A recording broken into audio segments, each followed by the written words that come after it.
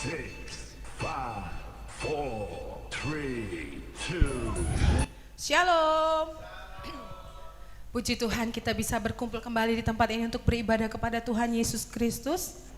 Mari kita siapkan hati, jiwa, dan pikiran kita semua.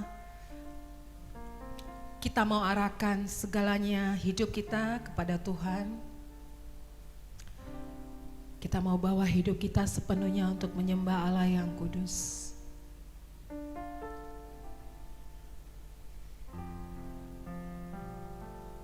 Bapa, kami percaya Kau hadir di tempat ini Tuhan.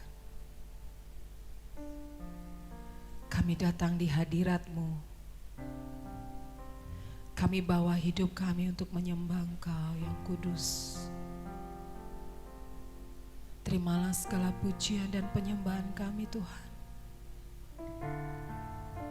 Kami rindu menyenangkan hati-Mu dengan segala mazmur yang indah. Ini hidup kami Yesus.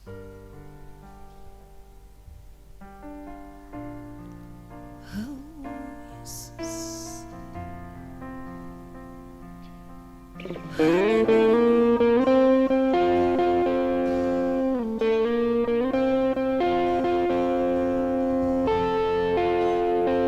Yes Jesus. Kami tinggikan Engkau.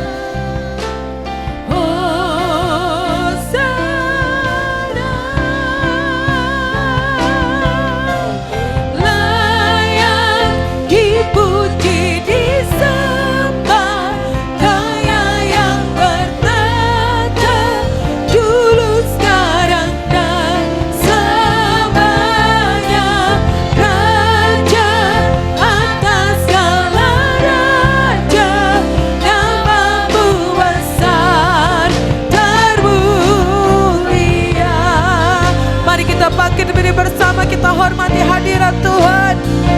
Mari kita sembah Dia, kita agungkan Dia, Raja di atas segala raja.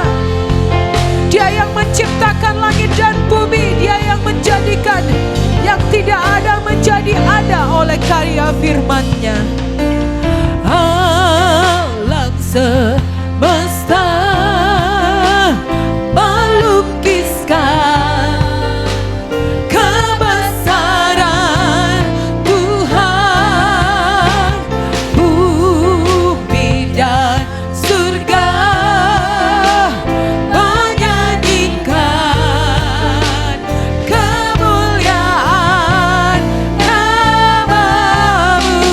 Oh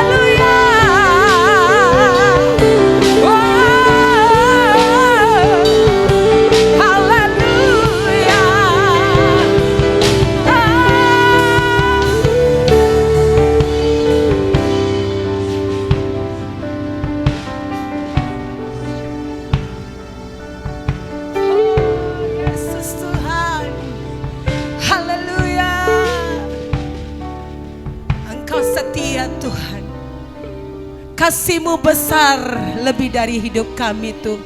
Kebaikan-Mu Yesus. Haleluya Yesus. Terpujilah nama-Mu Bapa, sekarang dan selama-lamanya. Engkau layak terima segala puji. Haleluya. Layak dipuji, disembah, Kaulah yang bertata dulu, sekarang dan selamanya. Raja atas segala raja, nama-Mu besar terpuji. Tuhan layak dipuji, disembah, Kaulah yang bertata sekarang dan selamanya. Raja atas segala raja, nama-Mu besar terpuji. Nama-Mu besar, nama-Mu besar termulia, nama-Mu besar termulia.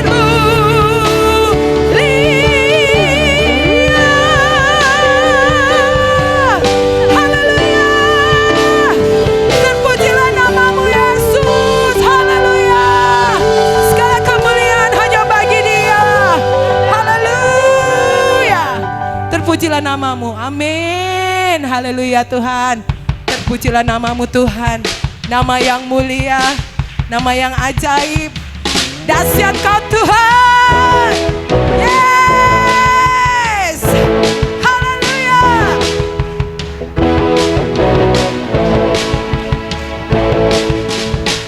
Terpujilah nama-Mu Tuhan, kuat dan penuh kemuliaan. Satu suara kami nyatakan kebesaran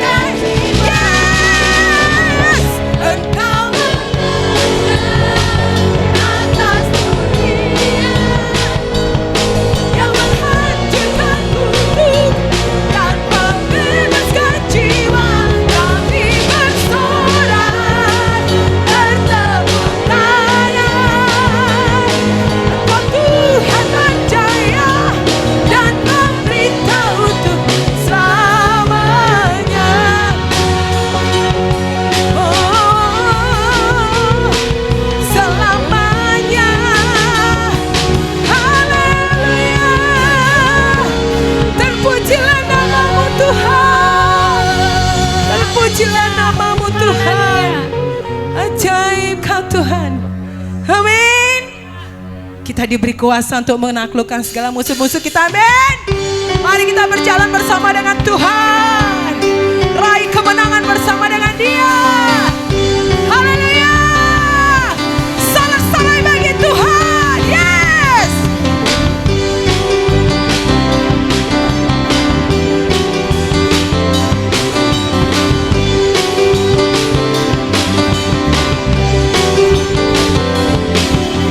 Ku diberi kuasa dari Raja mulia menaklukkan musuh. Yes. Di bawah kakiku ku pakai kuasa dari Raja mulia. Bila Allah ada bersamaku, siapa jadi lawan? Yes Tuhan, sungguh besar Kau Tuhanku, Engkau perisai hidupku. Ku berdiri dengan iman kepadamu Yesus. Yes, Kau yang memberi kemenangan. Ku bersorak merayakan, terpujilah Kau Raja segala raja.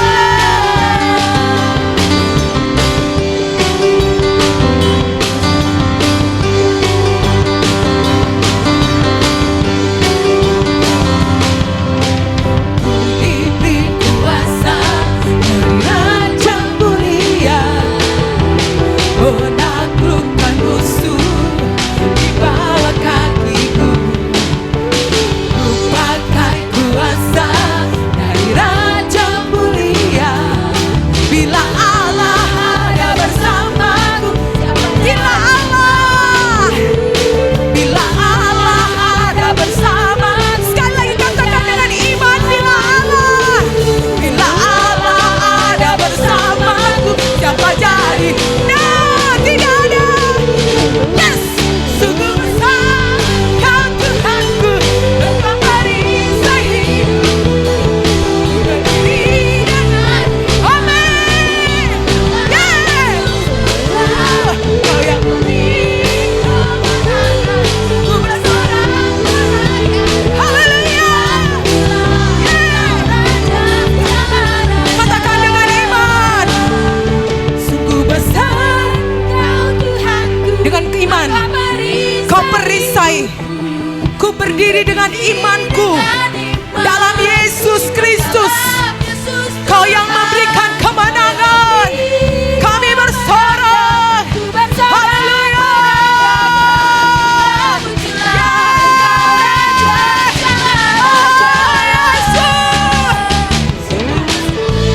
Kau Tuhan, Engkau perisai hidupku.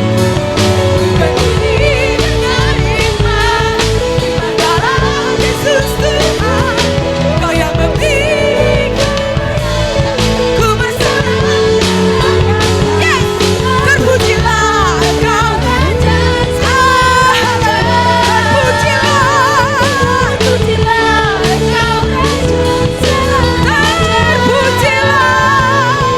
Terpujilah Kau Raja segala raja. Haleluya.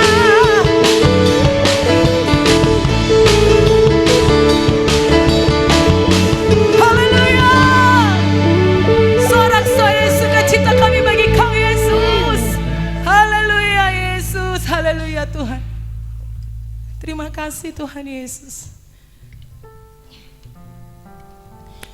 Engkaulah sumber kemenangan kami Tuhan. Engkaulah kekuatan kami Tuhan. Engkaulah alasan untuk kami hidup sampai saat ini. Engkaulah anugerah yang terindah yang diberikan Bapa buat kami. Kalau kami ada sampai saat ini, itu semua karena anugerah-Mu Tuhan. Bahwa kami terus hidup di dalam anugerah Bapa, berjalan di dalam kasih karunia-Mu. Karena hanya Engkau yang terbaik, termanis, terindah dalam hidup kami. Kau mengasihi kami Tuhan. kasih Yesus.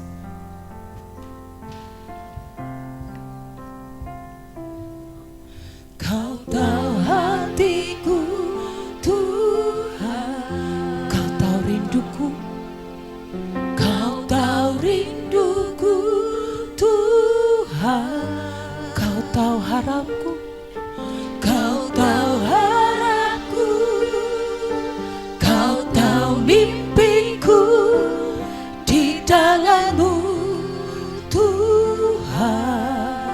Yes Tuhan, dalam segenap jalan, dalam setiap langkahku, dalam setiap langkah, hanya Kau yang ku andalkan Tuhan, hanya Kau Tuhan yang ku andalkan menghadapi semua. Yesus, Kau anugerah dalam hidup, Yesus Kau anugerah terindah dalam hidupku.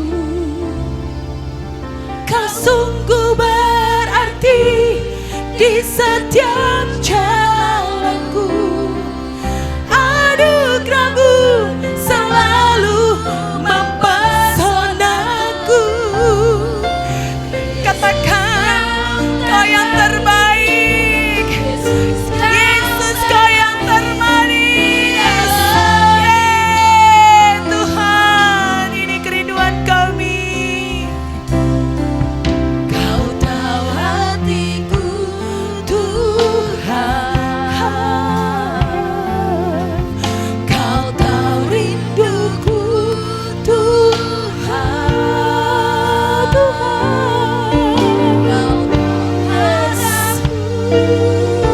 Kau tahu mimpiku di dalam-Mu.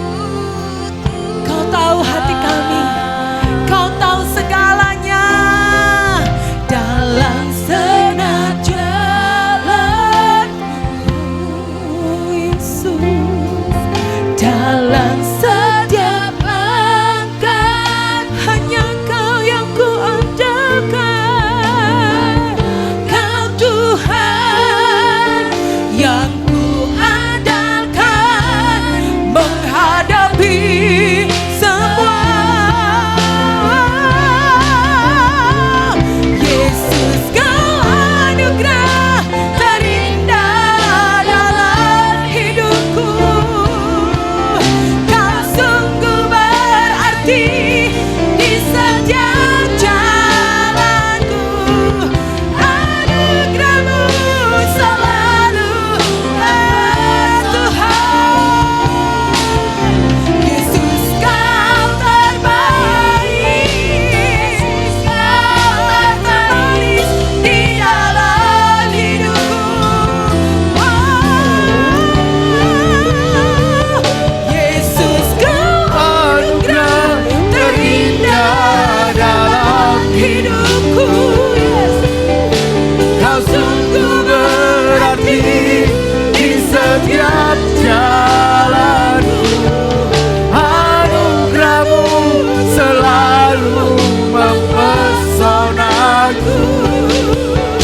Yesus Kau termanis, Yesus Kau termanis di dalam hidupku. Yesus, panggil nama Yesus.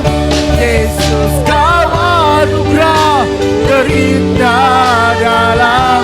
Dia satu-satunya pribadi yang mengerti kita. Dia satu-satunya pribadi yang tahu yang terbaik bagi kita. Anugerah-Mu selalu mempesonaku. Yesus Kau terbaik, Yesus Kau termanis di dalam hidupku. Panggil nama Yesus. Yesus Kau anugerah terindah dalam hidup.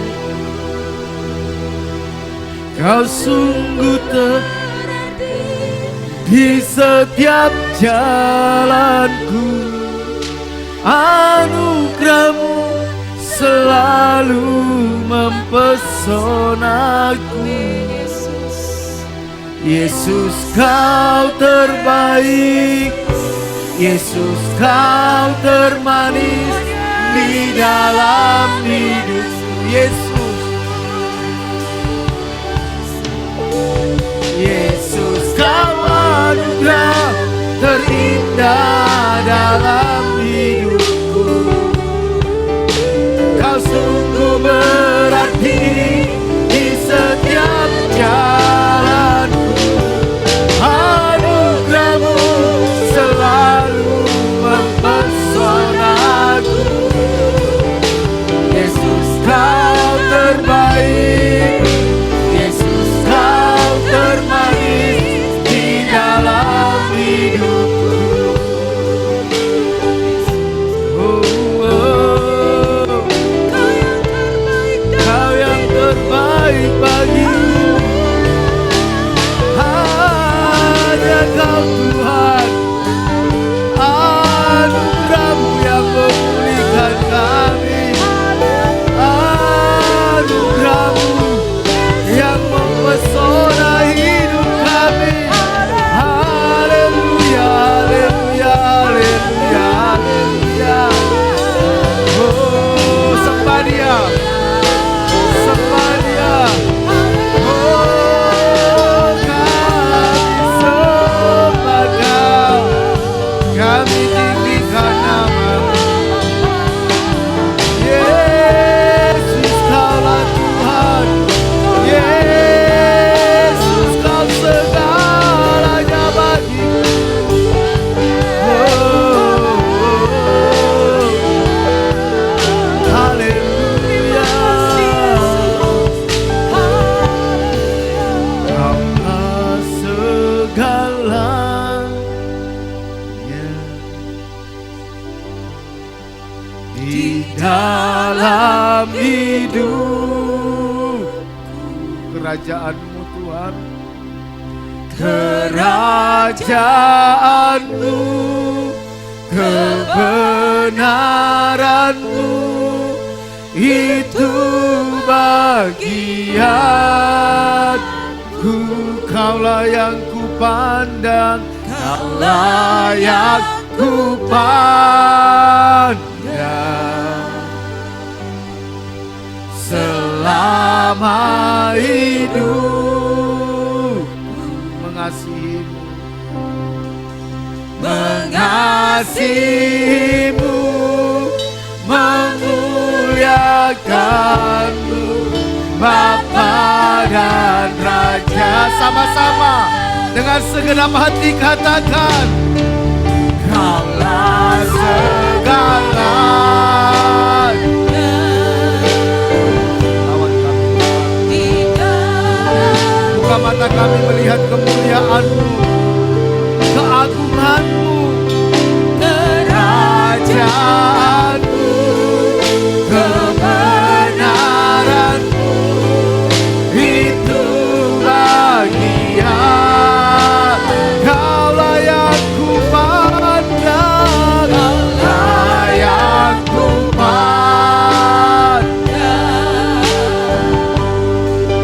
selama hidup. Mengasihi-Mu, mengasihi-Mu, memuliakan-Mu, Bapa dan Raja. Mengasihi-Mu Tuhan, mengasihi-Mu, mengasihi-Mu,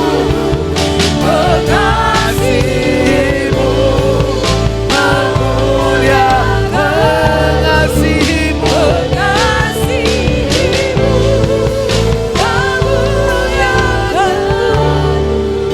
Bapa dan Raja-Ku.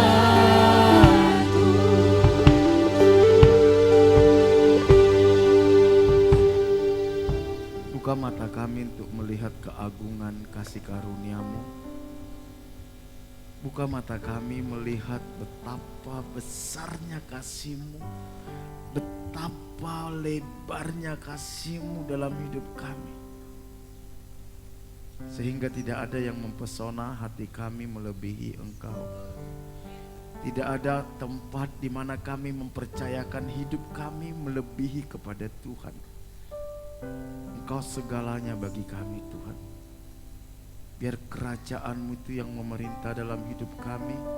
Biar kebenaran-Mu itu yang memerintah dalam hidup kami. Kami bersyukur menjadi anak-anak-Mu Tuhan. Kami percaya Engkau ada bersama dengan kami. Engkau tidak pernah meninggalkan kami. Engkau sudah sediakan yang terbaik bagi kami.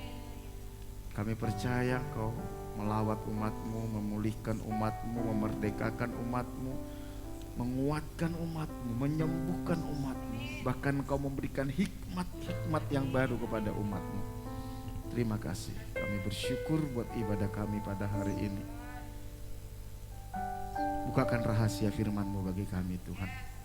Buat kami mengerti kebenaran-Mu, sampai kebenaran itu memerdekakan kami. Urapi hamba-Mu, urapi setiap kami Tuhan. Lawat juga anak-anak sekolah minggu, guru-guru sekolah minggu, urapi berbicara kepada guru-guru sekolah minggu. Segala pekerjaan setan, kuasa kegelapan, roh teritorial, tipu daya iblis kami ikat, kami tawan, kami perintahkan keluar dari tempat ini di dalam nama Tuhan Yesus. Kami sambut firman-Mu dalam nama Tuhan Yesus. Haleluya. Amin. Silakan duduk Bapak Ibu Saudara yang dikasihi Tuhan. Shalom. Shalom. Ya, puji nama Tuhan. Kalau kita bisa sehat hari ini, kita bisa beribadah, itu semua karena anugerah Tuhan. Sepertinya cukup panas ya. AC yang di sana sudah dinyalakan gak? Coba.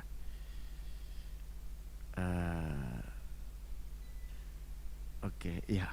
Bapak Ibu Saudara yang dikasihi Tuhan, pagi hari ini saya ingin membawa sebuah tema, gagal menikmati anugerah Bapa. Saudara, kalau kita mengerti tentang anugerah tuh, minggu lalu saya bagikan gini saudara. Orang yang menikmati anugerah itu adalah orang seperti bayi yang baru lahir saudara. Bayi yang baru lahir, di mana dia hanya bergantung kepada kasih dari ibunya. Itu yang kita pelajari minggu lalu saudara. Coba saudara lihat bayi itu ya. Bayi itu selama dia di dalam dekapan ibunya, dia tidak pernah takut. Dia gak pernah khawatir. Mau dibawa ke jurang pun selama dia dalam dekapan ibunya dia gak takut saudara. Mau dibawa ke gunung selama dia dalam dekapan ibunya, dia tenang saja. Itu bayi.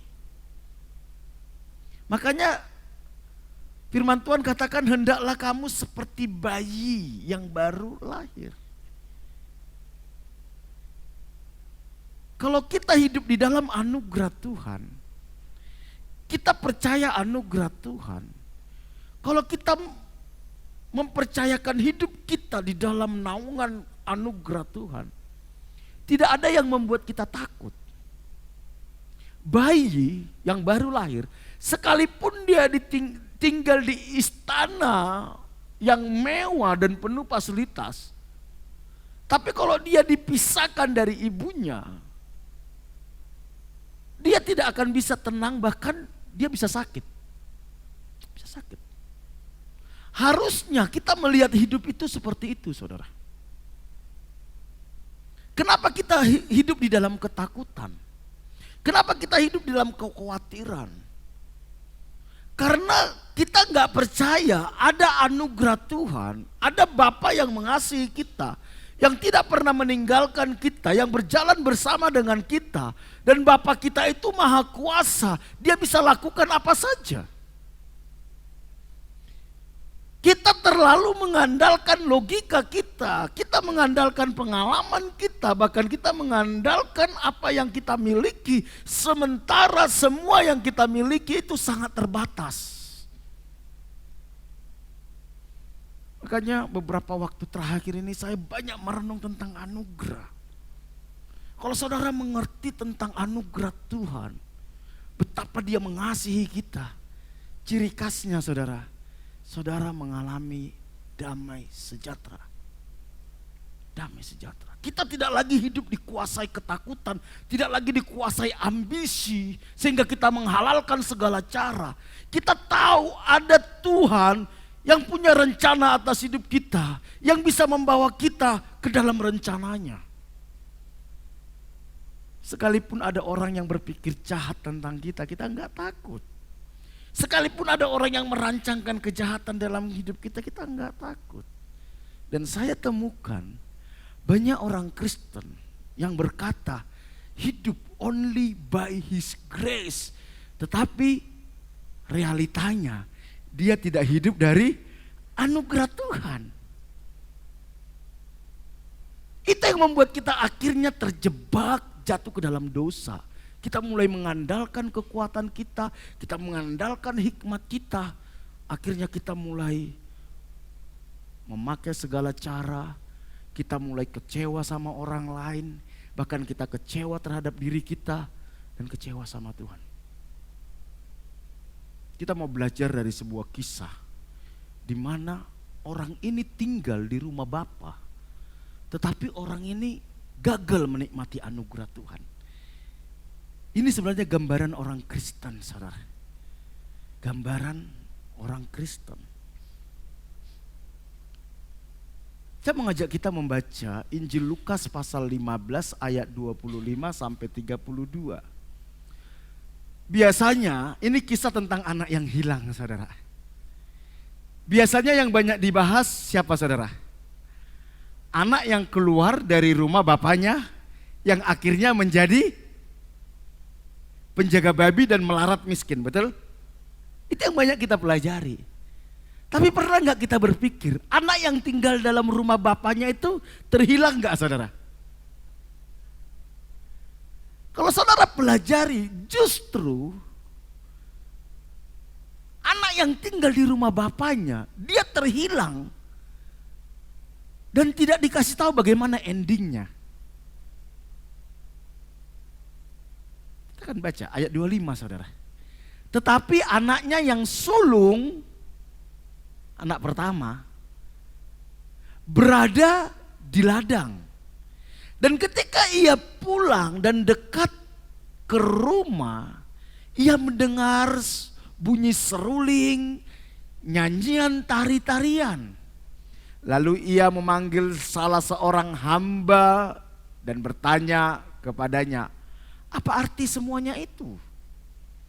Jawab hamba itu, adikmu telah kembali dan ayahmu telah menyembeli anak lembu tambun karena ia mendapatkannya kembali dengan sehat. Ayat 28. Maka marahlah anak sulung itu dan ia tidak mau masuk, ngambek, saudara. Coba siapa di sini yang suka ngambek, saudara? Ngambek, gak mau masuk. Sampai akhirnya lalu ayahnya keluar dan berbicara dengan dia. Tetapi ia menjawab ayahnya. Katanya, telah bertahun-tahun aku melayani Bapa dan belum pernah aku melanggar perintah Bapa. Tetapi kepadaku belum pernah Bapa memberikan seekor anak kambing untuk bersuka cita dengan sahabat-sahabatku. Tetapi baru saja datang anak Bapa yang telah memboroskan harta kekayaan Bapa bersama-sama dengan pelacur-pelacur. Lalu Bapa menyembeli anak lembu tambun itu untuk dia. Padahal anak lembu tambun itu buat siapa, saudara? Buat mereka satu keluarga. Betul?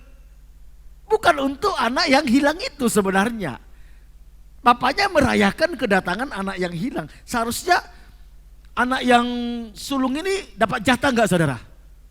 Dapat. Tapi karena dia ngambek jadi enggak dapat jatah, saudara.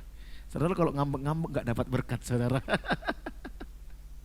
Kata ayahnya kepadanya, anakku, engkau selalu bersama-sama dengan aku.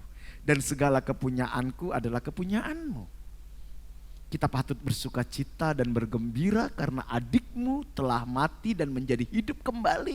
Ia telah hilang dan didapati kembali. Bapak Ibu, satu saat ada seorang anak dari daerah, anggaplah ini dari Papua, saudara.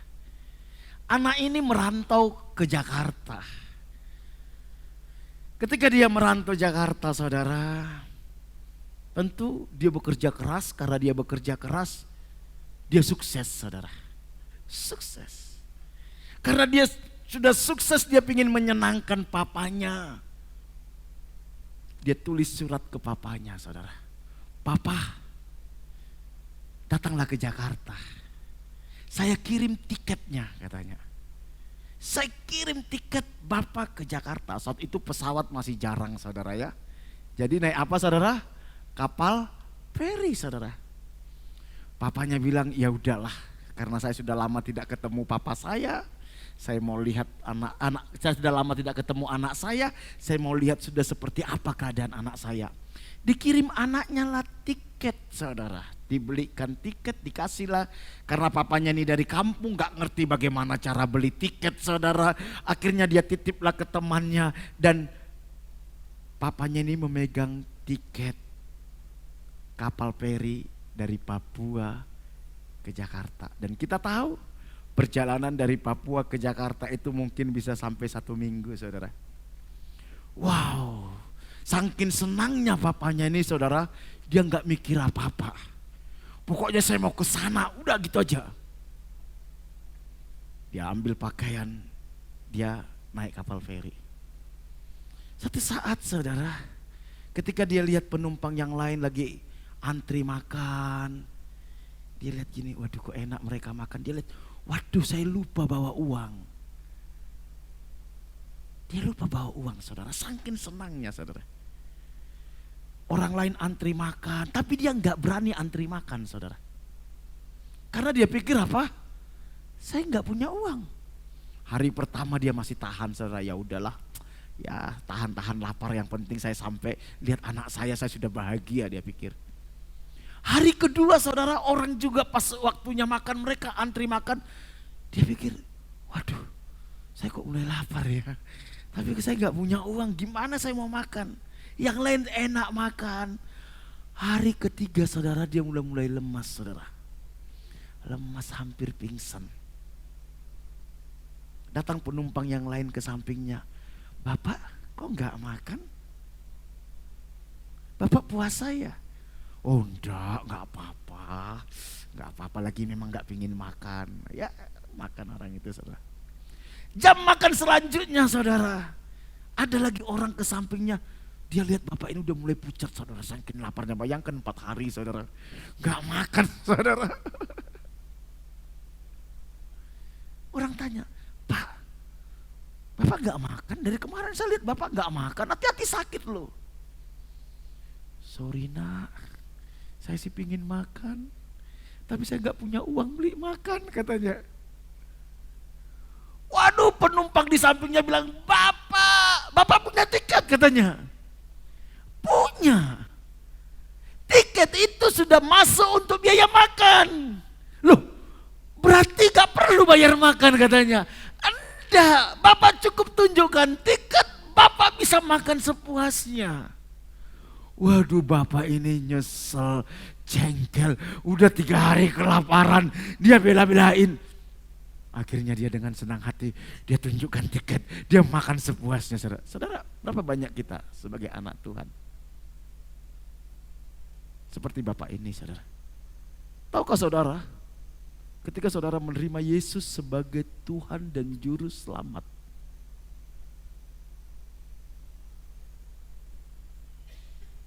ada Roh Kudus dalam hidup kita. Itu tiket, saudara. Include di dalam tiket itu ada perkenanan Tuhan, ada perlindungan Tuhan, ada kebahagiaan, ada pengurapan Tuhan, ada pemakaian Tuhan di sana.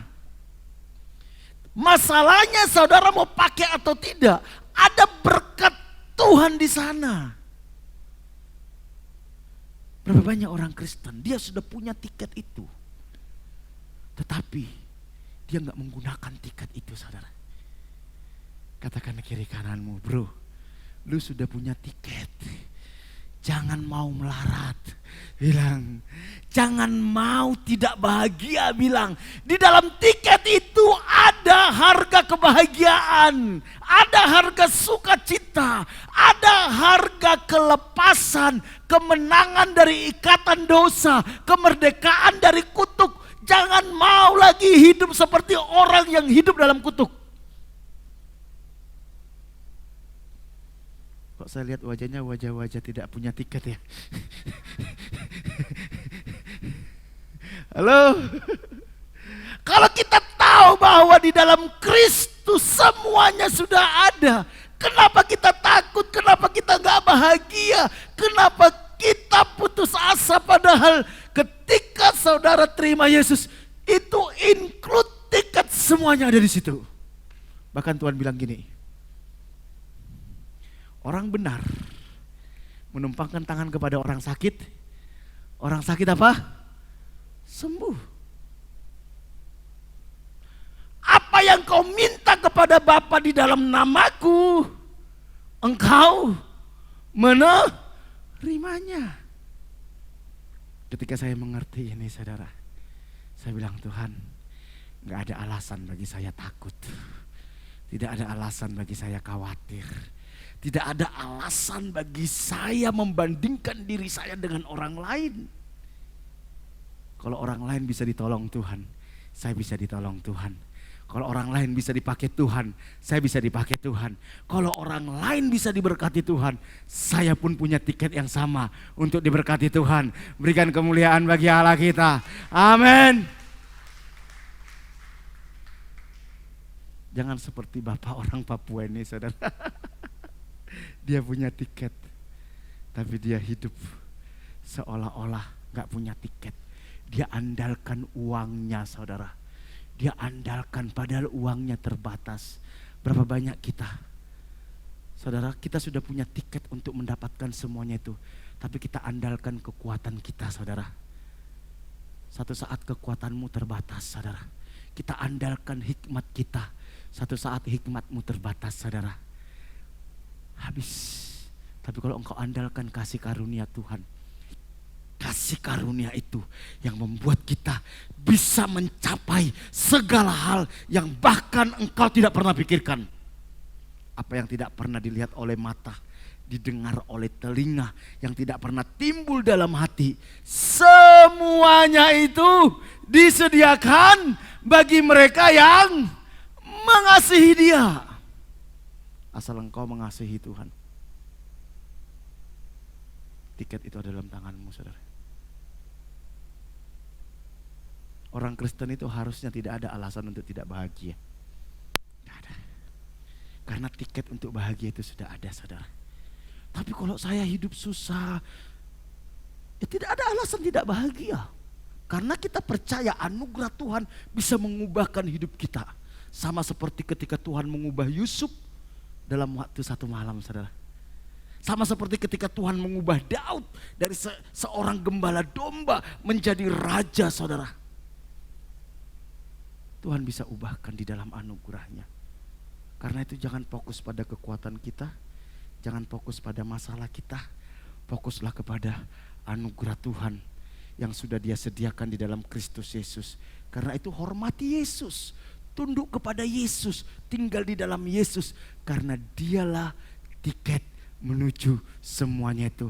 Alkitab katakan, akulah jalan, kebenaran, dan hidup. Tidak seorang pun yang datang kepada Bapa kalau tidak melalui aku. Engkau hanya bisa menikmati semua yang terbaik dari Bapa hanya lewat Yesus. Di luar Yesus, engkau hanya mengandalkan kekuatanmu. Dan satu saat kau akan capek, kau akan kecewa, kau akan kepahitan. Tapi ketika kita di dalam Yesus, kita bisa melihat dengan jelas apa yang Bapa sediakan dalam hidup kita. Wow! Bersyukurlah saudara kalau kita jadi anak Tuhan. Bersyukur. Hormati Yesus. Hormati Yesus. Di dalam dia segala sesuatu diciptakan, Alkitab katakan dalam Injil Yohanes. Tanpa dia tidak ada satupun yang jadi. Hanya di dalam Yesus. Makanya kalau saya lihat orang ya sekaya apapun, kalau dia gak menghormati Yesus, dia bukan siapa-siapa. Karena sekejap dia bisa dihabiskan oleh Tuhan. Bisa dihabiskan oleh Tuhan. Tapi sekalipun engkau sederhana, kalau engkau dalam Yesus, sekejap Tuhan bisa angkat hidupmu, saudara. Kita mau belajar dari anak ini, saudara. Kita belajar dari kisah tadi ya. Anak sulung yang terhilang di rumah bapaknya, saudara. Katakan gini, bro, jangan terhilang dalam gereja, bro. Bilang rugi, bilang. Berapa banyak orang Kristen aktif pelayanan, aktif dalam gereja, tapi dia terhilang, saudara. Dia gak bisa menikmati semua yang terbaik yang Tuhan sediakan dalam hidupnya. Banyak. Buktinya apa? Dia hidup dalam kepahitan. Dia hidup dibelenggu oleh dosa. Dia hidup dalam ketakutan. Dia hidup gak punya damai sejahtera. Ini orang-orang yang terhilang di rumah Bapa. Apa yang terjadi dengan anak sulung ini, saudara? Kita tahu satu saat adiknya yang kurang ajar, saudara, dia bilang gini sama papanya, papi, minta warisan dong. Wah, ini tindakan yang sangat kurang ajar, saudara. Karena bagi orang Israel, bahkan sampai di zaman kita pun, anak hanya berhak dapat warisan ketika siapa? Orang tuanya meninggal. Betul? Orang hanya berhak dapat warisan kalau orang tua meninggal. Mungkin anak bungsu ini, saudara ya, anak sulung ini, ya anak bungsu ya anak bungsu, dia sudah lama berharap, kapan papaku mati, kapan papaku mati, kok nggak mati-mati ya? Mungkin dia sudah berdoa, Tuhan biarlah papaku mati. Loh kok tambah sehat ya? Dia mau racun, nggak tega, saudara. Waduh, kok nggak mati-mati papaku? Hartanya banyak, saya pingin dapatkan itu. Dia tunggu, kok sudah sampai saya agak tua gini, kok papa saya nggak mati-mati juga. Udahlah, dia pasang muka tembok, papi, kenapa nak? Tak warisan dong. Papinya mungkin, loh kurang ajar. Udahlah bapak sudah tua, gak usah mikir macam-macam. Saya minta warisan, katanya. Wow, dasar papanya penuh kasih. Dikasih loh, dikasih dengan rela. Artinya apa? Kalau engkau ingin keluar dari Tuhan, meninggalkan Tuhan, Tuhan bilang, monggo nak, lihat bagaimana hidup di luar aku. Dia kan izinkan, dia kasih warisan. Gak tahu berapa persen, mungkin separuh, saudara. Wah dikasih, wah bangga dia merasa OKB, saudara. Orang kaya baru. Wah dia pesta pora, dia pergi ke kota lain. Dia pergi ke kota Makassar, saudara. Oh ke kota Manado, ceweknya cantik-cantik, dia pikir, saudara. Wow, dia ke sana, dia pesta mabuk-mabuk. Dia hidup dengan para pelacur-pelacur, saudara. Waduh, dia pikir saya masih punya uang banyak. Gak mungkin habis, 7 turunan gak habis-habis. Ternyata Alkitab katakan di daerah itu terjadi kekeringan. Saya mau kasih tahu, uangmu mau seberapa banyak, kalau di Indonesia terjadi kekeringan, uangmu gak ada nilainya, saudara. Ingat yang ada di Nigeria kalau gak salah, beli beras 1 kilo itu 1 juta, saudara. Karena gak ada nilai uang. Karena terjadi krisis yang sangat, mungkin anak ini seperti itu. Ketika dia pergi ke daerah itu mengalami masa-masa sulit. Sehingga uangnya yang banyak itu jadi nggak ada nilainya. Dan akhirnya habis, saudara. Habis. Ketika habis, saudara, perut ini nggak bisa diajak kompromi. Perut ini harus diisi. Karena dia anaknya selama ini manja, saudara, nggak bisa apa-apa. Maklumlah anak orang kaya, mungkin waktu dia di rumah papanya pembantunya ada 3, 1 ngurusin sepatunya dia, 1 ngurusin makannya dia, 1 ngurusin bajunya dia, saudara. Dia nggak bisa apa-apa. Dia coba lamar pekerjaan, sudah di sana sulit cari pekerjaan, dia nggak punya skill, ditolak, dapat cari pekerjaan. Akhirnya yang menerima dia apa, saudara? Ada peternak babi. Dia bilang gini, kamu mau kerja? Mau. kamu jaga baby saya. Tapi ingat, gajimu gak banyak loh, cuman sedikit. Ternyata gajinya gak banyak. Mungkin gaji yang dikasih ke dia cuma cukup makan sekali makan, saudara. Sekali makan. Kenapa bisa saya katakan gitu? Karena dia pingin makan makanan babi ini. Berarti gajinya gak cukup untuk makannya. Dia pingin makan makanan babi, tapi itu pun gak boleh, saudara. Saudara, saya mau kasih tahu. Ketika engkau keluar dari rumah Bapa, ketika engkau keluar dari rencana Bapa, ketika engkau keluar dari panggilan Bapa, dari perlindungan Bapa, babi lebih berharga dari kita. Babi, binatang haram di Israel, lebih berharga daripada anak bungsu ini, saudara. Kalau engkau berharga, bukan karena kita hebat, tapi karena Tuhan. Dia sadar, saudara. Dia sadar, ya ampun, papaku kaya. Saya makan makanan babi aja gak boleh. Dia kembali, saudara. Dia sadar, udahlah, gak usah jadi anak gak apa-apa, jadi pegawai aja gak apa-apa. Wow, untung dia sadar, saudara. Ada banyak orang sudah melarat pun, saudara, tetap gak sadar-sadar, gak mau kembali ke dalam rencana Tuhan. Halo, hati-hati, orang ini sadar dengan malu-malu, dengan bau babi, saudara. Dia menghampiri rumah papanya, gak tahu berapa kilometer dia jalan, saudara. Papanya ternyata nunggu di depan rumah. Saudara, ketika engkau lari dari panggilan Tuhan, percayalah, Papa selalu menunggu.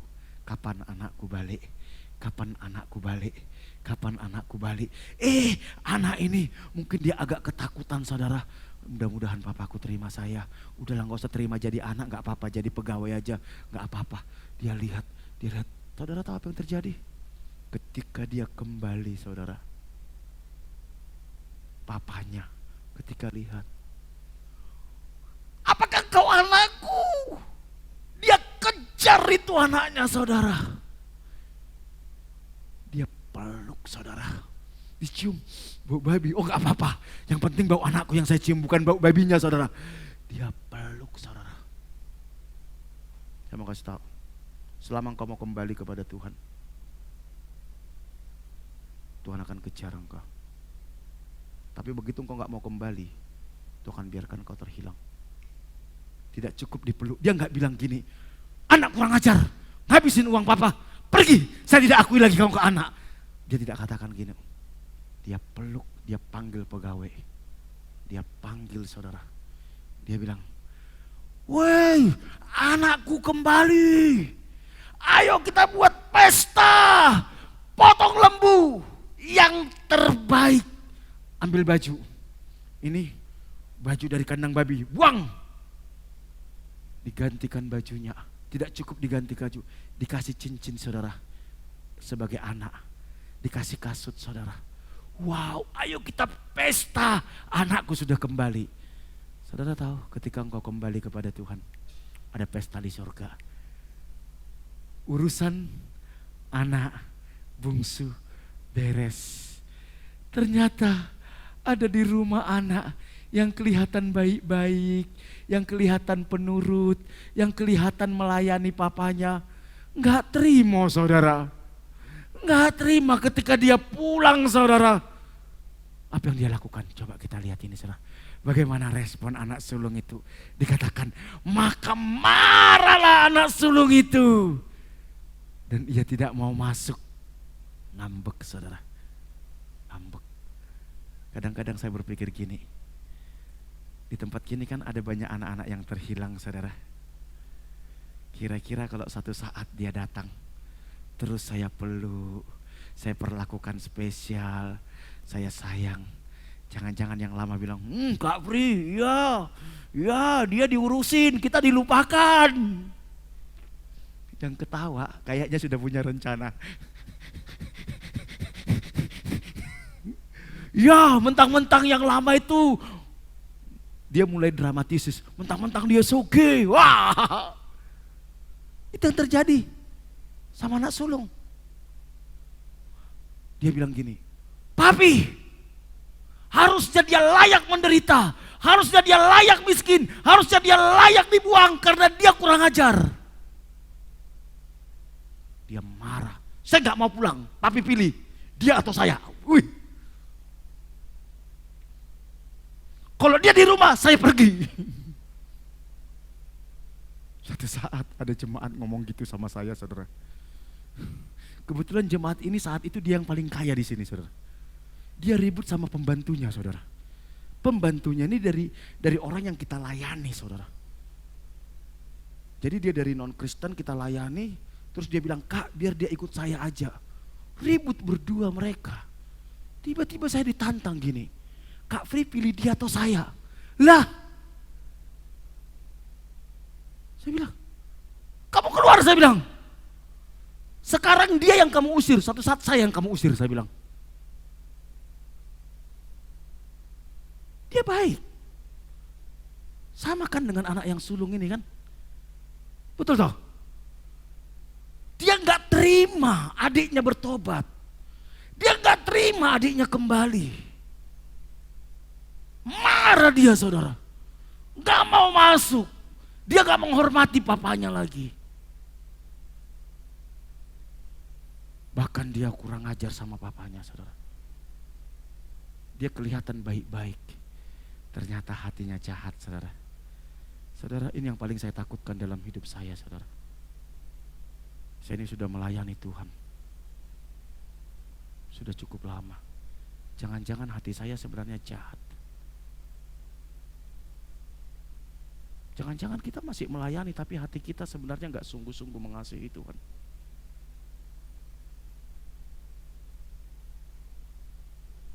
Lebih parah dia, saudara.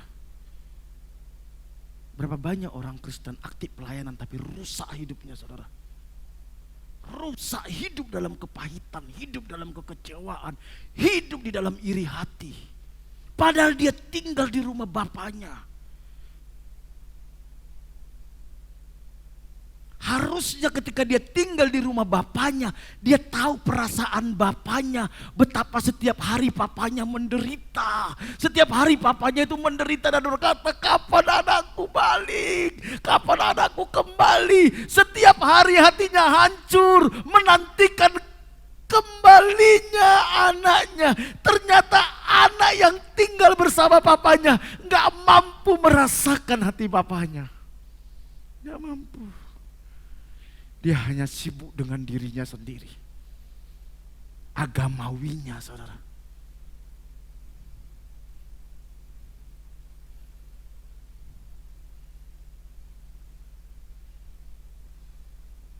Satu saat gini, saudara.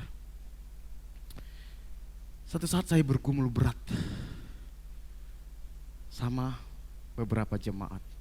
Bergumulnya gini, ada beberapa jemaat yang didekati oleh pendeta lain, saudara. Padahal jemaat ini sudah kita layani, sudah kita muridkan. Didekati mulai dari pesan kue lah dari dia, ajak pelayanan lah, supaya akhirnya nyantol di sana. Trik-trik kayak gitu kan sebenarnya tipu muslihat sebenarnya, saudara. Sampai suatu saat dia aktif pelayanan di sana. Saya belajar gini, kalau orang sudah aktif pelayanan di gereja lain atau sudah aktif di gereja lain, saya nggak mau sentuh lagi. Siapapun itu prinsip saya, saudara. Kenapa? Ini untuk kebaikan dia. Di tengah-tengah pergumulan saya seperti itu, saudara, saya bilang, "Tuhan, apa yang harus saya lakukan?" Tuhan ingatkan tentang Salomo, saudara. Saudara ingat tentang Salomo? Suatu saat ada dua orang ibu, saudara, datang kepada Salomo. Ibu ini semuanya mengaku bahwa ini anaknya. Ternyata ada dua anak, satu sudah mati, tinggal yang hidup satu. Nah, dua-dua ini mengaku bahwa mereka ibu dari anak yang hidup ini. Hidup bergereja itu kan seperti keluarga, saudara. Gembala itu bapak, jemaat itu seperti anak, saudara. Tapi yang menarik gini, saudara. Ketika Salomo bergumul tentang keputusan itu, siapa yang harus dibenarkan antara kedua wanita ini? Salomo bilang gini, saudara. Udah gini aja deh. anak ini kita sembelih. Sembelih, satu dikasih ke si A, satu dikasih ke si B. Tapi saya terkagum dengan ibu yang asli, saudara. Ibu yang asli bilang gini, saudara, udah gini aja deh, kasihkan aja anak itu ke dia. Karena dia tahu, kalau dibagi dua pasti anak ini mati. Pasti mati, percuma. Tapi anak yang bukan ibu kandung, dia bilang, oke, setuju. Dia nggak peduli nyawa dari anak ini, yang penting dia dapat anak itu. Tuhan bilang gini sama aku, ada kalanya ketika anak-anakmu ini akan diambil orang, kalau dia tidak mengerti hatimu, kamu harus relakan dia. Kalau enggak dia rusak, dia mati. Relakan aja. Percayalah suatu saat kalau memang dia anakmu, dia akan kembali. Wow, saya bilang terima kasih Tuhan. Itu membuat saya tenang, saudara. Itu membuat saya tenang. Satu saat dia akan kenal siapa bapaknya, saudara. Satu saat.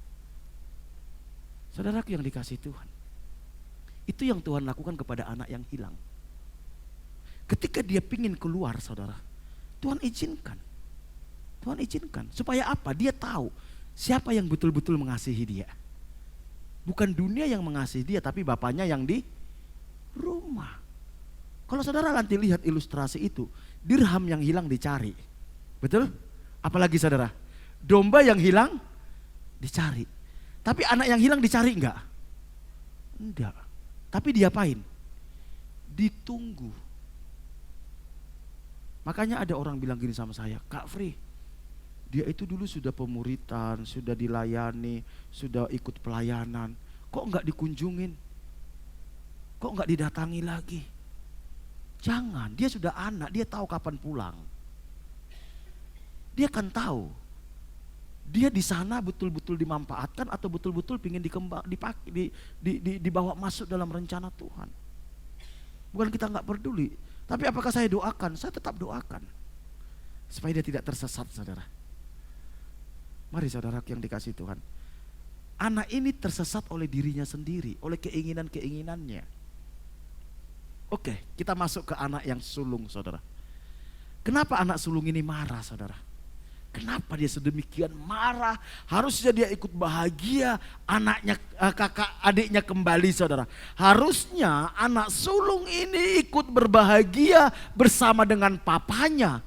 Karena harusnya kebahagiaan dari anak sulung ini adalah kebahagiaan papanya, betul nggak? Ketika dia tahu papanya bahagia, harusnya dia pun ikut bahagia. Tapi justru kebahagiaan papanya itu penderitaannya dia, saudara. Penderitaannya dia. Dan dia marah melihat itu, saudara. Kenapa? Saya temukan minimal ada 3, saudara. Dan kita harus hati-hati. Kita jangan sampai terjebak di sini. Para pelayan-pelayan Tuhan, orang-orang yang aktif di gereja, mudah terjebak di sini tapi mereka nggak sadar. Anak sulung ini nggak sadar kalau sebenarnya dia terhilang, saudara. Anak yang bungsu sadar dia terhilang, dia kembali. Tapi anak sulung dia nggak kembali, saudara. Tidak dicatat di Alkitab dia kembali masuk ke rumahnya. Tidak dicatat. Saya nggak tahu, jangan-jangan dia akhirnya kabur juga, saudara. Iya, kita nggak tahu. Kenapa? Yang pertama, karena anak sulung tidak mengenal papanya, saudara. Dia nggak tahu perasaan papanya. Bagi papanya, harta ini tidak sebanding dengan anaknya yang sudah hilang, saudara. Bagi papanya, kekayaan ini tidak ada apa-apanya dibanding cintanya kepada anaknya yang terhilang itu, saudara. Anak sulung itu melambangkan orang yang memiliki agama dan kelihatannya secara lahiriah mentaati firman Allah, tetapi sebenarnya hatinya terpisah dari Allah. Harusnya kalau kita melayani Tuhan, kalau kita aktif beribadah, harusnya hati kita menyatu dengan hatinya Tuhan. Amin. Tapi anak sulung ini enggak, saudara. Anak sulung ini melambangkan Orang yang beragama tetapi tujuannya bukan kerajaan Allah, tetapi perkara dunia. Bagi dia seekor anak lembu tambun lebih berharga daripada kembalinya adiknya, saudara. Kita harus hati-hati. Ketika kita dekat sama Tuhan, harusnya kita bisa merasakan hati Bapa. Harusnya kita mengerti apa maunya Bapa. Kalau engkau tidak mengerti apa maunya Bapa, engkau tidak mengerti perasaannya Bapa, maka kita akan mengacaukan, saudara. Berapa banyak orang Kristen di gereja akhirnya jadi pengacau. Dia nggak peduli terjadi kekacauan di gereja, karena dia hanya fokus pada dirinya sendiri, saudara. Fokus pada dirinya sendiri, fokus kepada egonya, fokus kepada ambisinya. Itu yang terjadi kepada anak sulung ini, saudara. Sehingga dia berani marah sama papanya, saudara. Berani. Dan dia ngambek, saudara. Ketika kita tidak mengenal Tuhan, maka kita akan mudah bingung dengan apa yang Tuhan kerjakan terhadap hidup kita dan terhadap orang lain. Kita bingung. Sehingga kita akan mudah marah, kita mudah kecewa, kita mudah ketakutan, bahkan kita memberontak kepada Tuhan. Saya waktu baru-baru bertobat, saudara, saya sering alami ini, saudara. Saya lihat orang yang main-main dengan Tuhan. Gembala saya bangga mengasihi. Saya marah. Saya aja gak pernah diperhatikan. Yang saya sudah tiap hari melayani Tuhan. Pendeta saya gak tahu di mana kos saya. Orang ini yang memberontak. Bolak-balik dikunjungi Pak Pendeta saya. Saya marah, saudara. Saya marah. Ketika saya pelajari ini, Tuhan ingatkan saya. Dia bilang gini, kamu gak ngerti hati bapamu, dia bilang. Kamu gak ngerti hati papamu. Bagi seorang bapa, dia tidak menginginkan satupun anaknya terhilang. Amin. Walaupun dia mengizinkan, tapi dia tidak menginginkan, saudara. Mazmur 73 ayat 16-17 dikatakan, saudara, ini Mazmur Asaf, saudara. Asaf ini gak ngerti apa yang Tuhan sedang kerjakan. Dia jengkel, saudara, dia marah, dia kecewa. Kenapa? Dia lihat orang fasik, saudara. Kok hidupnya enak, diberkati, gemuk-gemuk, tambun, gak pernah menderita. Saya yang setiap hari melayani Tuhan di bait suci, kok setiap hari seperti orang kena kutuk, kata Asaf, saudara. Kita sering mengalami seperti itu, ya. Kita bingung apa yang terjadi dengan hidup kita. Kita yang udah sungguh-sungguh mengasihi Tuhan, kok hidupnya gitu-gitu aja. Sementara ada orang yang hidupnya main-main dengan Tuhan, gak peduli Tuhan, rasanya diberkati Tuhan. Tuhan, dan saya bingung, kata Asaf. Bagaimana supaya kita gak bingung, saudara? Asaf kasih rahasianya. Di dalam Mazmur 73 ayat 16-17 dikatakan gini. Tetapi ketika aku bermaksud untuk mengetahuinya, hal itu menjadi kesulitan bagi mataku, kata Asaf. Sampai aku masuk ke dalam tempat kudus Allah dan memperhatikan kesudahan mereka. Kalau saudara sedang bingung, saudara, apa yang terjadi dengan hidupmu, dengan orang lain, dengan sekitarmu, jangan marah. Jangan curhat sana sini. Apalagi gosip sana sini. Jangan. Apa yang harus kita lakukan? Masuk ke tempat kudus Tuhan. Perkarakan itu di hadapan Tuhan. Tuhan, apa yang sedang terjadi? Buat saya mengerti apa yang terjadi dengan hidupku. Apa yang sedang terjadi dengan lingkunganku. Kasih tahu saya apa yang harus saya lakukan. Nanti Tuhan akan bukakan, saudara. Wow, baru kita kagum kepada Tuhan. Dan kita bilang, Allah turut bekerja di dalam segala sesuatu untuk mendatangkan kebaikan bagi mereka yang mengasihi Dia. Mari saudara, percayalah Tuhan itu adil. Dia tidak pernah tidak adil terhadap diri kita. Tidak akan pernah. Dia Tuhan yang maha adil, Alkitab katakan. Dia tahu apa yang harus Dia kerjakan dalam hidup kita. Yang kedua, kenapa anak ini begitu marahnya sama papanya, saudara? Saya temukan gini, saudara. Pertumbuhan mental dan spiritual anak ini tidak seimbang atau tidak sesuai dengan pertumbuhan usianya. Kita harus bertumbuh seimbang, saudara. Fisik kita bertumbuh, mental kita bertumbuh, spiritual kita bertumbuh. Ketika ini tidak seimbang, saudara, akan terjadi kekacauan. Makanya saudara lihat ada banyak orang sudah tua tapi mentalnya kekanak-kanakan. Orang-orang kayak gini biasanya jadi sumber masalah. Betul? Sumber masalah. Sudah lama jadi orang Kristen tetapi masih merasa Kristen baru bertobat. Pasti sumber masalah.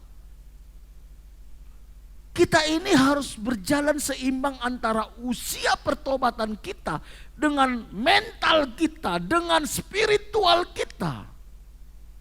Kalau enggak, kita akan ngaco, saudara.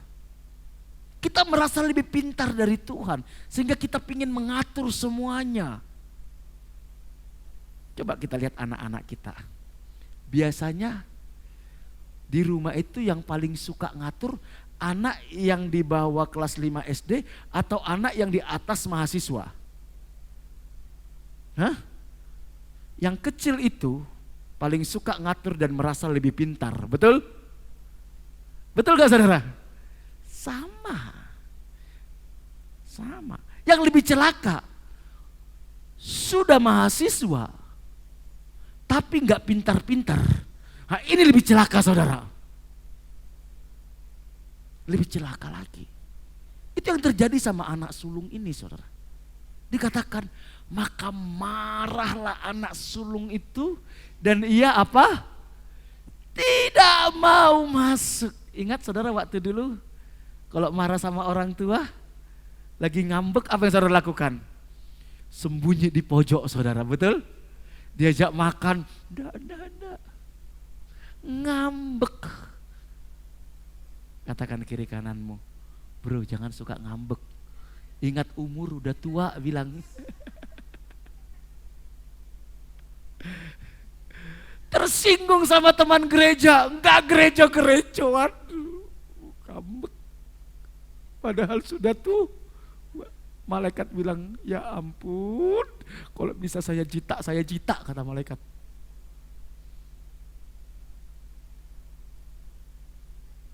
Kekanak-kanakan. Mental kekanak-kanakan membuat dia tidak mengenal kasih Bapaknya. Tidak mengenal. Saudara, mari berkembang. Mental kita, pemikiran kita, cara pikir, cara pandang kita harus berkembang. Makanya harus belajar terus. Coba saudara lihat ya, saudara lihat. Orang yang gak suka belajar, waduh, pasti ngeribetin. Contoh, ada tim pemain musik nih. Ini ada misalnya 6 orang lah nih. Yang 5 rajin latihan, rajin belajar. Yang 1 malas belajar. Biasanya yang merasa paling pintar yang mana? Hah? Yang jarang latihan, betul nggak? Merasa paling pintar. Makanya ada istilah bilang gini, saudara. Saya lupa siapa yang mengatakannya.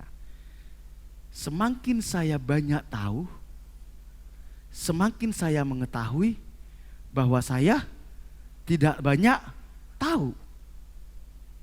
Akhirnya apa? Ya belajar. Makanya orang yang nggak suka belajar, udahlah, sok tahu.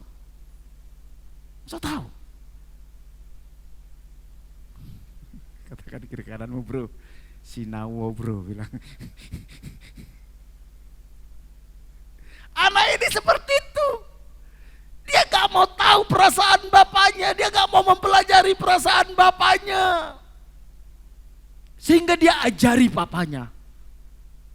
Dia coba mengajari papanya. Dia kasih tahu, dia tuh kan gini, harusnya digini-ginikan. Loh, dia merasa lebih pintar dari papanya. Kan kita kan suka gitu. Tuhan, harusnya Tuhan gini-gini Tuhan. Harusnya Tuhan lakukan ini Tuhan. Kalau seandainya Tuhan gini, saya pasti gini. Betul gak? Mari kita sama-sama belajar, saudara. Saya pun belajar. Saya kadang, saudara, kalau sudah terjebak gitu, saya malu sama Tuhan, saudara. Malu. Udah kadung, Tuhan harusnya gini. Ketika Tuhan bukakan, ini loh maksudku nak. Ya ampun, betapa bodohnya saya ini. Betapa bodohnya saya ini. Yang terakhir. Ini yang paling parah, saudara. Ini yang paling parah. Dan saya temukan banyak orang Kristen di sini. Anak sulung ini memiliki apa? Mental budak. Coba kita lihat di Lukas pasal 15 ayat 29-30. Tetapi ia menjawab ayahnya, katanya, telah bertahun-tahun aku melayani Bapa dan belum pernah aku melanggar perintah Bapa. Tetapi kepadaku belum pernah Bapa memberikan seekor anak kambing untuk bersukacita dengan sahabat-sahabatku. Tetapi baru saja datang anak Bapa yang telah memboroskan harta kekayaan Bapa bersama-sama dengan pelacur-pelacur. Maka Bapa menyembelih anak lembu tambun itu kepada dia. Ternyata selama ini dia bersikap sebagai seorang budak, bukan sebagai anak. Harusnya tanpa dia izin kepada papanya, dia boleh menyembelih lembu tambun. Betul gak? Tapi karena mentalnya mental budak, dia gak lakukan itu. Mentalnya mental hamba, mental penjaga toko, selalu saya katakan mental karyawan. Berapa banyak kita sama Tuhan mentalnya itu mental karyawan, saudara. Apa bedanya mental anak dengan mental budak, saudara? Perhatikan. Perbedaan antara anak dan budak. Anak melayani bapaknya untuk mengekspresikan rasa cintanya, sedangkan budak melayani untuk apa? Mendapat upah. Saudara pernah enggak tiba-tiba saudara ngomong sama anak saudara, nak, cuci piring 5.000, sapu rumah 15.000, bersihin kamar mandi 10.000. Pernah saudara ngomong gitu? Kerja 1 hari 100.000. Pernah ngomong gitu sama anak? Tapi sama karyawan, begitu karyawan datang, tugasmu ini, gajimu sekian. Betul? Itu yang dialami oleh anak sulung ini. Jadi kalau engkau melayani supaya diberkati Tuhan, supaya ini, engkau mental budak. Dan itu yang membuat kita gak bisa menikmati kasih Bapa. Mental budak. Padahal semuanya itu Tuhan sudah sediakan. Kita sudah bisa menerimanya itu dengan tiket tadi. Ingat tiket itu? Ketika engkau memiliki Yesus, engkau sudah punya tiket untuk menikmati semua fasilitas Bapa. Dengan tiket sebagai anak, anak boleh menikmati semua yang ada di rumah kami. Bahkan anak saya boleh bebas masuk ke kamar saya. Tapi budak gak boleh sembarangan ngambil makanan di kulkas, betul? Gak boleh. Kalau dia mau makan dia harus izin dulu sama tuannya, boleh gak saya makan ini? Kalau anak gak perlu. Kita harus hati-hati terjebak di sini. Yang membuat anak ini marah, anak sulung ini, karena dia punya mental budak. Dia melayani bukan karena dia cinta cinta sama papanya, tetapi supaya dia dapat upah. Itu mental budak. Dan memang gereja sering mengajarkan itu. Ayo melayani, nanti diberkati. Padahal sekalipun engkau tidak melayani, perhatikan ini baik-baik. Sekalipun engkau tidak melayani, kalau engkau anak, engkau sudah miliki sebenarnya semuanya itu. Tapi karena engkau tidak melayani, enggak dekat sama Tuhan, engkau enggak tahu di mana Tuhan tempatkan es krimnya. Engkau tidak tahu di mana Tuhan tempatkan onde-ondenya. Betul enggak saudara? Kita melayani itu karena cinta sama Tuhan. Kecintaan sama Tuhan itu membuat kita dekat sama Tuhan. Kita mengerti isi hatinya Bapa. Kita menyatu dengan Bapa. Ketika kita menyatu dengan Tuhan, kita tahu, oh Tuhan sediakan masa depanku itu di BCA. Oh Tuhan sediakan pasanganku itu si A. Kita tahu karena kita dekat dengan Bapa. Bukan engkau melayani Bapa supaya engkau dapatkan itu. Tidak, Tuhan sudah sediakan sebelumnya.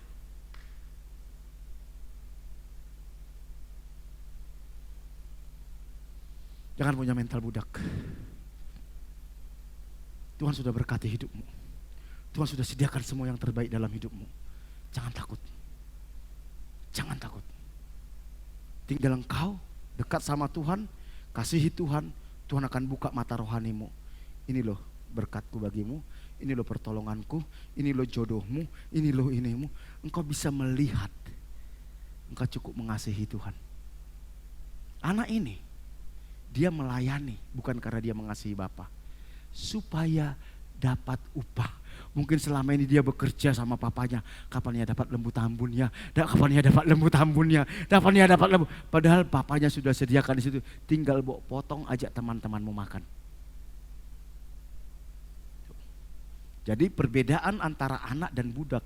Anak melayani untuk mengekspresikan rasa cintanya, sedangkan budak melayani untuk mendapat upah. Yang kedua, budak mendapat upah sesuai dengan apa yang dia kerjakan.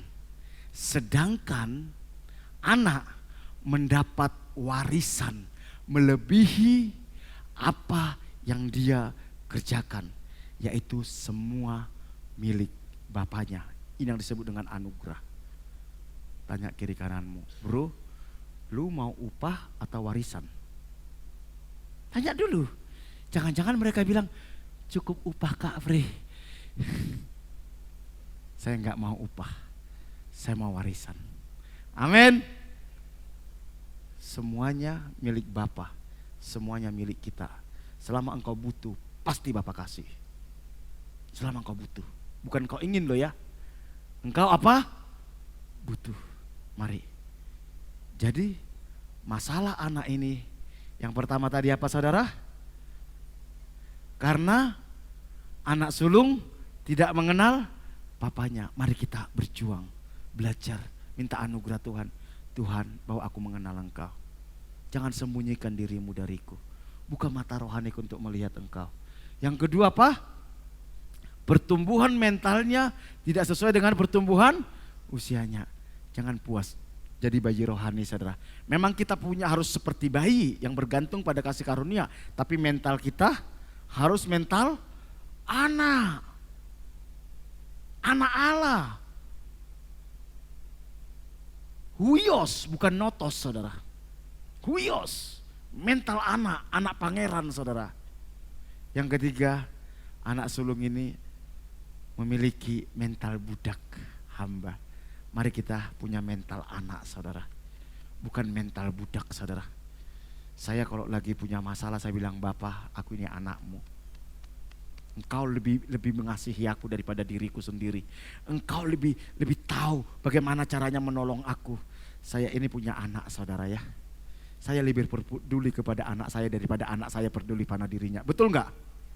Kita lebih peduli loh sama anak kita. Kadang anak kita enggak peduli kesehatannya. Tapi kita peduli, kita suruh dia makan, kita suruh dia mandi, kita dandani dia, kita bawa dia ke salon. Padahal dia belum tentu pingin, betul gak saudara? Saudara tahu, Tuhan itu lebih peduli atas hidupmu. Kalau engkau anak saudara, Tuhan lebih peduli. Jadi jangan pernah curigai Tuhan, jangan pernah berpikir negatif sama Tuhan. Dia tahu yang terbaik. Terakhir ini tadi. Kata ayahnya kepadanya, anakku, engkau selalu bersama-sama dengan aku dan segala kepunyaanku adalah kepunyaanmu. Katakan sama-sama, segala kepunyaan Tuhan itu juga kepunyaan saya. Ayo, 1, 2, 3. Segala kepunyaan Tuhan itu juga kepunyaan saya. Tinggal Tuhan lihat kapan waktunya engkau butuh. Saya punya mobil, tapi belum boleh anak saya pakai mobil karena dia belum butuh. Betul? Bahkan saya punya sepeda motor, tapi anak saya belum boleh bawa motor saya. Karena dia belum 17 tahun, belum punya SIM. Tapi saya punya makanan di rumah. Sampai saat puasmu nikmatono. Yang penting jangan sampai sakit perut. Betul enggak? Semua yang di rumah milik saya boleh dia nikmati sesuai dengan kapasitas dia. Makanya naikkan kapasitas. Semakin kapasitasmu naik, mental naik, Tuhan kasih semakin besar. Tapi kalau kekanak-kanakan Tuhan gak kasih. Gak kasih, sesuai dengan perkembangan mental kita. Saya kemarin cerita, saya punya teman saudara. Teman saya ini orang kaya. Suatu saat anaknya mengalami kelainan saudara. Jadi dia gak bertumbuh dan cacat saudara. Kebetulan dulu waktu saya di Malang sering gendong anak ini. Saya kalau lihat di Facebook saudara, perkembangan anak ini sudah sekarang hampir 20 tahun. 20 tahun. Ya dia gak bisa apa-apa saudara. Dan orang tuanya tidak percayakan apa-apa kepada dia. Karena mentalnya seperti itu. Padahal orang tuanya bisa kasih segalanya. Bisa kasih. Tapi orang tuanya gak kasih karena apa? Mentalnya. Mentalnya. Begitu juga dengan kita. Kenapa Tuhan gak kasih dalam hidupmu? Tuhan tahu mentalnya masih kekanak-kanakan, ojo, nanti rusak. Tapi kalau mental kita mental seorang pangeran, Bapak bilang, udah urus ono semua dah. Saya gak usah ngurus-ngurusin lagi lah. Bapak kan katakan gitu. Hati Bapak kita, ini terakhir benaran. Hati Bapak kita harus tangkap ini saudara. Ini hati Bapak kita. Kalau kau saudara ingin tahu apa hati Bapak kita, Lukas 15 ayat 32, Lukas 15 ayat 7 dikatakan seperti ini. Kita patut bersuka cita dan bergembira karena adikmu telah mati dan menjadi hidup kembali. Ia telah hilang dan didapatkan kembali. Lukas 15 ayat 7 dikatakan, aku berkata kepadamu, demikian juga akan ada sukacita di surga karena satu orang berdosa yang bertobat lebih daripada sukacita karena 99 orang benar yang tidak memerlukan pertobatan. Tahukah saudara apa hati Bapak kita? Orang-orang yang berdosa di luar sana, saudara yang hidup dalam dosa, bertobat. Tidak ada hal yang lebih berharga dari Bapa kita melebihi itu. Jadi kalau engkau ingin Bapa kita bersuka cita, hidup dalam pertobatan, pesta di sorga. Tapi kalau engkau hidup dalam dosa, Bapa menangis, Bapa menangis, Bapa sedih.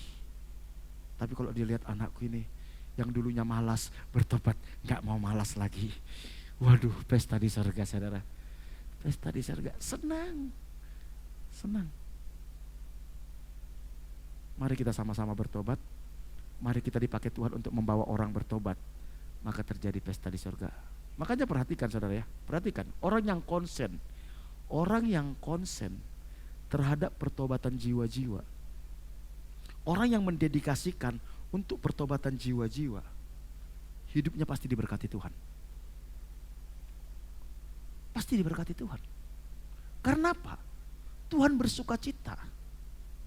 Saudara ya, kalau saudara seorang bos atau seorang bapak, saudara bapak, tiba-tiba anak saudara ini datang ke rumah, bilang gini, Pak saya juara 1.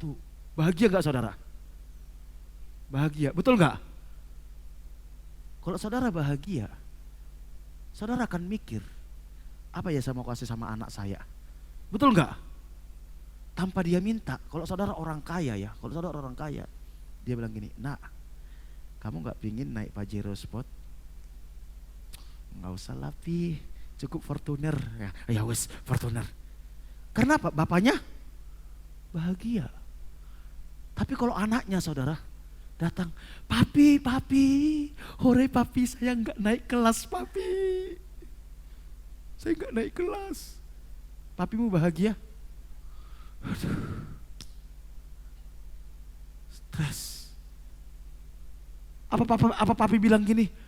Nggak naik kelas. Ya udah dah, papa kasih pajero spot supaya naik kelas, gitu. Papi langsung bilang, mulai besok uang jajan stop. Kebanyakan uang jajan kamu pakai untuk main game, nggak belajar kamu. Betul nggak? Saudara pingin diberkati Tuhan, buat Tuhan bahagia. Caranya apa? Kita bertobat, kita dipakai Tuhan untuk membawa orang bertobat. Kau pasti diberkati Tuhan. Saya sudah buktikan. Makanya bagi kami tidak ada sukacita melebihi pertobatan jiwa-jiwa. Karena apa? Karena kita tahu itu yang membuat Bapa kita bersukacita, saudara. Makanya saya setiap hari kirimin renungan ke 1000-an orang. Harapan saya ada orang yang bertobat ketika saya kirim renungan itu. Dan sudah banyak. Tiba-tiba ada yang telepon saya dari Makassar, ada yang telepon saya dari Sulawesi, ada yang telepon saya dari Papua, ada yang telepon saya, waduh, loh kamu kok kenal saya? Saya tonton videonya Bapak katanya, tolong udah saya didoakan, saya pingin mengenal Tuhan. Wah, saya bilang thanks God. Biasanya saudara, rekening langsung kelunting saudara. Langsung berkat itu terbuka saudara. Tapi bukan berarti saudara, kata Kak Afri, ya motivasimu salah. Motivasinya apa? Karena kita mengasihi Bapa dan kita ingin melihat Bapa bahagia. Seorang anak yang mengasihi bapaknya, ingin melihat papanya bahagia. Amin. Dan papa kita kebahagiaannya cuma satu, pertobatan. Kita bangkit berdiri yuk.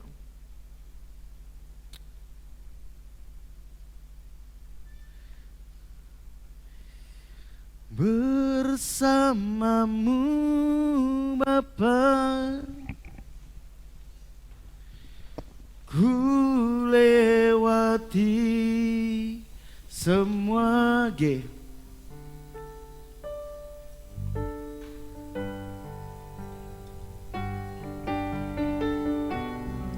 Ya Tuhan, mari kita miliki hati Bapa kita. Berjalanlah bersama dengan Bapa kita. Bersamamu Bapa, ku lewati semua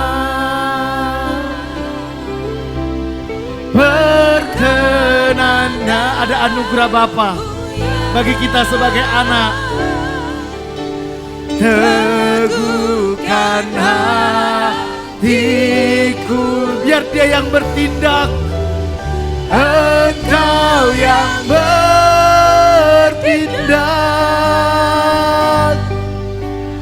memberi pertolongan. Anugerah-Mu, anugerah-Mu besar melimpah. Bersamamu Bapa,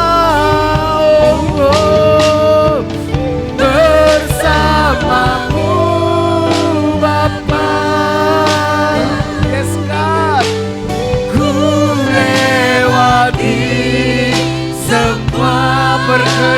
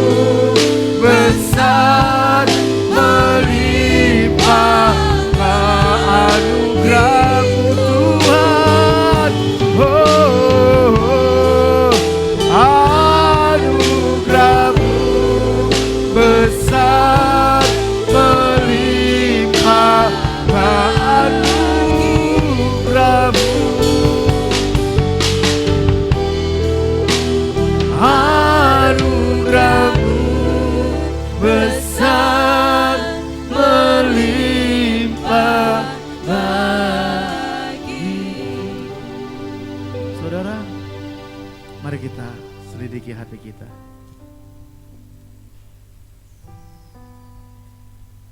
Hati-hati dengan jebakan iblis.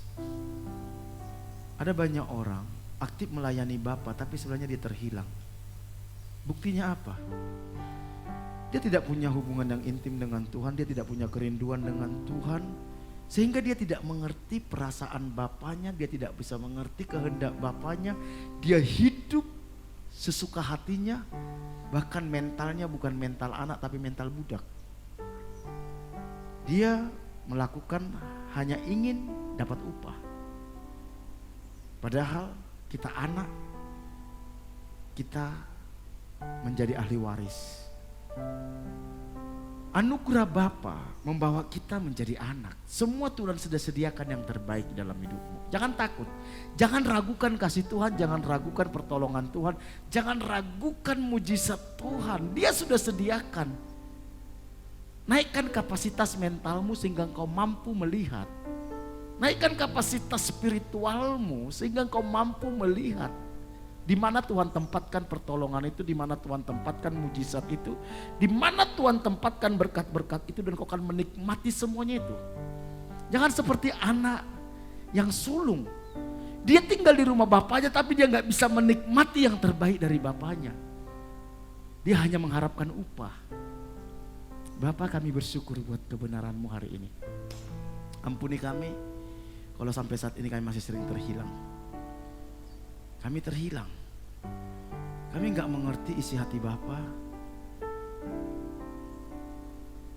Kami hanya sibuk dengan diri kami sendiri. Pulihkan kami Tuhan. Kami mau seperti anak bungsu kembali kepada Bapa. Menyadari keberdosaan kami. Pulihkan kami. Pulihkan kami. Pulihkan setiap umat-Mu di tempat ini. Pulihkan Tuhan. Buka mata rohani kami untuk melihat Bapa. Buka mata rohani kami untuk mengenal Engkau. Buka mata rohani kami untuk mengerti kehendak-Mu, mengerti kebenaran-Mu. Lepaskan setiap kami dari belenggu kuasa kegelapan, dari ikatan-ikatan dosa. Terima kasih.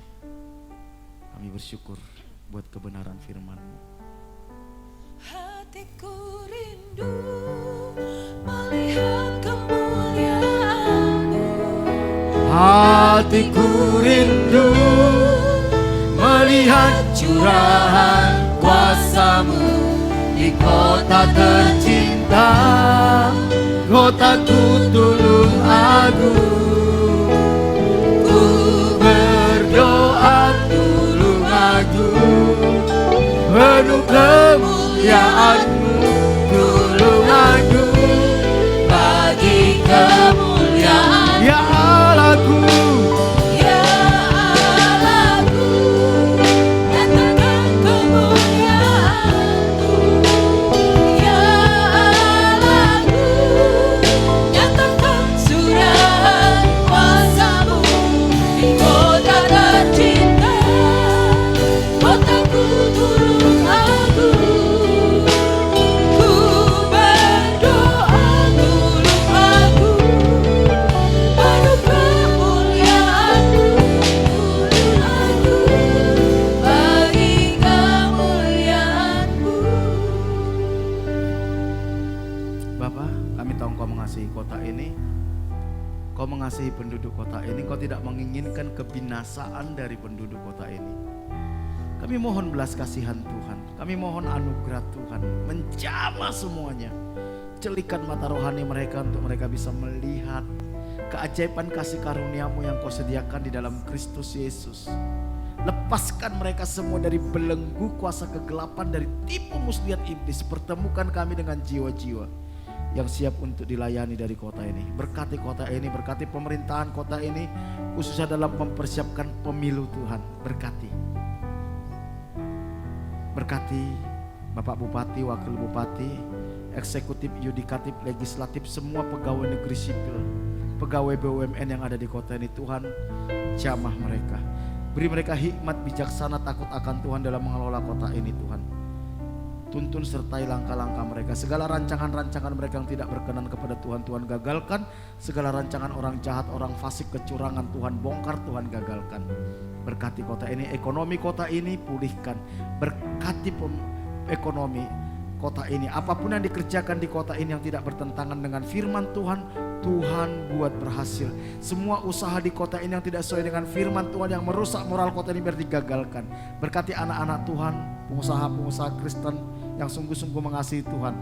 Biar Engkau berkati mereka dan Engkau pakai mereka menjadi berkat di kota ini Tuhan. Berkati gereja Tuhan, umat Tuhan, hamba Tuhan, pulihkan. Terima kasih, kami bersyukur, kami serahkan kota Tulung Agung ke dalam anugerah Tuhan. Kami bawa hidup kami sepanjang minggu ke depan. Bapa, ajar kami untuk tenggelam di dalam anugerah-Mu. Hidup di dalam anugerah-Mu, berjalan bersama dengan Engkau, bergantung kepada Tuhan. Pulihkan setiap umat-Mu sepanjang minggu ini. Berkati. Lindungi dari panah api si jahat, tipu muslihat iblis, dari serangan kuasa kegelapan, dari mara bahaya kecelakaan, virus-virus sakit penyakit, dari keinginan-keinginan yang jahat. Berkati setiap rumah tangga, hubungan suami istri, orang tua dengan anak, sesama saudara. Kasih dan kebenaran-Mu memerintah dalam setiap rumah tangga. Pulihkan kesehatan umat-Mu yang sakit, Tuhan sembuhkan. Berkati usaha pekerjaan mereka, apapun yang mereka kerjakan sepanjang minggu ini, yang mereka lakukan bersama dengan Tuhan. Tuhan buat berhasil, Tuhan buat terobosan, Tuhan buat mujizat. Bukakan tingkap-tingkap langit, curahkan berkat-Mu, halaukan belalang pelahap dari hidup umat-Mu Tuhan. Tolong setiap umat-Mu dalam segala permasalahan mereka, cukupi kebutuhan mereka. Bahkan Kau pakai setiap umat-Mu untuk menjadi berkat bagi orang-orang sekitarnya. Anak-anak kami yang sekolah, Kau berkati dengan hikmat, bijaksana, kecerdasan. Jauhkan dari pergaulan yang salah, dari nilai-nilai dunia yang tidak sesuai dengan kebenaran firman Tuhan. Pakai mereka membawa generasi mereka datang kepada Tuhan. Terima kasih, kami bersyukur buat ibadah kami. Berkati Pak Bambang, Bu Bambang, pemilik tempat ini beserta semua keluarga besarnya. Lindungi mereka dari panah api si jahat, tipu muslihat iblis, dari serangan kuasa kegelapan, dari mara bahaya kecelakaan, virus-virus sakit penyakit, dari keinginan-keinginan yang jahat. Hati mereka bawa mengasihi Tuhan, menghormati Tuhan, takut dan gentarakan Tuhan, hidup benar di hadapan Tuhan. Roh Kudus tuntun mereka hidup dalam kebenaran demi kebenaran. Berkati rumah tangga, hubungan suami istri, hubungan mereka dengan anak cucu menantu. Kasih dan kebenaran memerintah dalam rumah tangga mereka. Pulihkan kesehatan mereka, anak cucu menantu, semua keluarga besarnya. Bak mengasihi Tuhan, menghormati Tuhan, takut dan gentarakan Tuhan, hidup benar di hadapan Tuhan. Jangan biarkan mereka menyimpang dari jalan-jalan-Mu. Roh Kudus tuntun mereka masuk dalam rencana-Mu. Berkati semua perusahaan dan karyawan yang Tuhan percayakan kepada Pak Bambang, Bu Bambang. Dimanapun sepanjang minggu ini Tuhan buat berhasil, Tuhan buat terobosan, Tuhan buat mujizat. Tuhan buka jalan atas masalahnya. Berikan hikmat, ide, kreativitas, takut akan Tuhan kepada semua karyawannya. Berkati semua karyawannya, berkati Baratani sepanjang minggu ini. Kami bersyukur buat hari ini. Mari jemaat yang dikasih Tuhan, kita angkat tangan kita. Bapak Ibu yang dikasih Tuhan, hiduplah di dalam anugerah Tuhan. Dia lebih mengasihi kita, Dia lebih peduli kepada kita daripada diri kita sendiri. Percayakan hidup kepada Tuhan, bersekutulah dengan Tuhan, carilah kehendak Tuhan. Jangan takut, karena Tuhan beserta dengan kita. Karena itu pulanglah. Terimalah berkat daripada Allah Bapa, diberkatilah engkau pada waktu masuk, diberkatilah engkau pada waktu keluar, diberkatilah buah kandunganmu, diberkatilah adonanmu, diberkatilah bakulmu, diberkatilah hasil tanganmu. Apapun yang kau kerjakan dengan tanganmu, Tuhan akan buat berhasil. Diberkati engkau di kota, di desa, di gunung, kemanapun kau pergi, tanda-tanda ajaib menyertai engkau. Engkau akan naik dan tidak akan menjadi turun. Engkau akan menjadi kepala dan bukan menjadi ekor. Anak cucumu akan perkasa di bumi. Engkau akan disebut sebagai orang yang beruntung dan berbahagia, dan lewat hidupmu banyak orang menerima berkat yang berasal daripada Tuhan. Jika engkau hari ini sungguh-sungguh mendengarkan suara Tuhan Allah yang kusampaikan kepadamu dan engkau setia melakukannya, berkat-berkat ini akan menjadi milikmu. Karena itu pulanglah, terimalah berkat daripada Allah Bapa, kasih karunia dari Tuhan kita Yesus Kristus, penghiburan dan kekuatan dari Roh Kudus. Mulai hari ini sampai Tuhan Yesus datang kedua kali. Dalam nama Tuhan Yesus, setiap kita yang diberkati sama-sama katakan, amin. Berikan tepuk tangan, berikan salam satu dengan yang lain. Tuhan memberkati kita.